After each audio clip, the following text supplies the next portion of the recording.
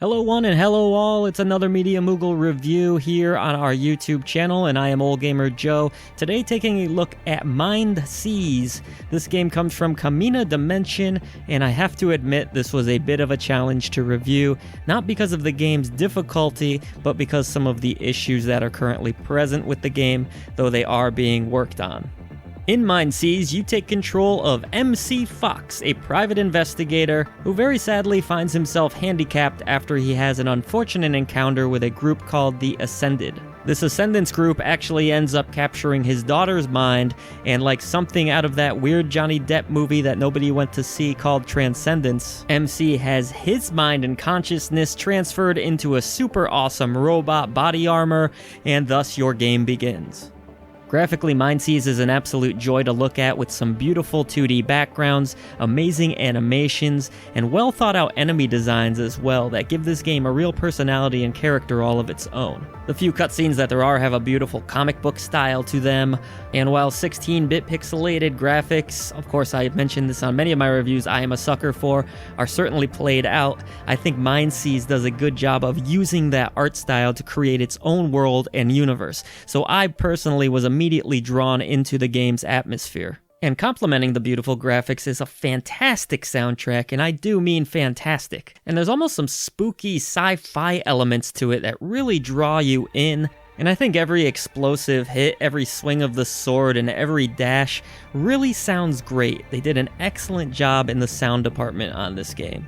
And as for the gameplay, you might write it off as another Metroidvania, sure, but there are some nice twists and some really cool upgrades to the formula. For one, you rely on your sword a lot in this game, which I found to be actually more useful than my gun, though you will find yourself in situations where you'll be at a distance and you'll need to use your guns. The sword does a lot of damage, particularly when you get more upgrades for it. There's a lot of upgrades that make you feel powerful in this game. I was very thankful once I was able to get the double jump because you can reach higher areas. And for the most part, it actually feels really good to be slashing, dashing, and shooting your way through these worlds. The map is adequate at best, even if it's not super detailed. I never was too lost in the game, and as you would expect, you'll come across safe rooms throughout your experience, which you can save at, and your progress will pick up from that point should you die. You can also stock back up on your health items, and it is genuinely all really fun and well put together, except for some technical issues, which were such a downer for me,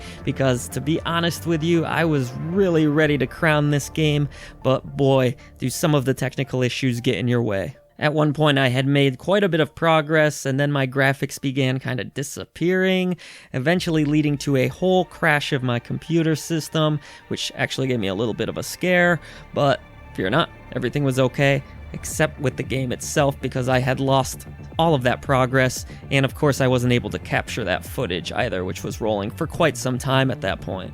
I actually swear at another point in the game that I was not meant to beat this boss the way that I did, but I was able to kill him before the second leg of the battle could even kick off.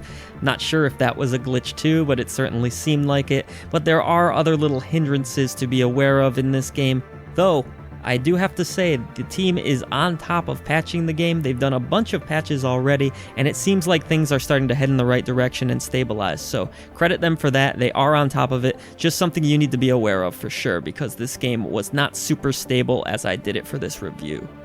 But outside of the unfortunate crashes and bugs and some cheap hits, which at least I consider cheap, in its best moments, Mind Seas offers fast and frantic gunplay and swordplay, some really fun boss fights, some excellent music, and a fantastic world that is somewhat spoiled by some bugs. But at the end of the day, because the developers seem so dedicated to this project and fixing it for you, the gamers out there, I do still recommend Mind Seas.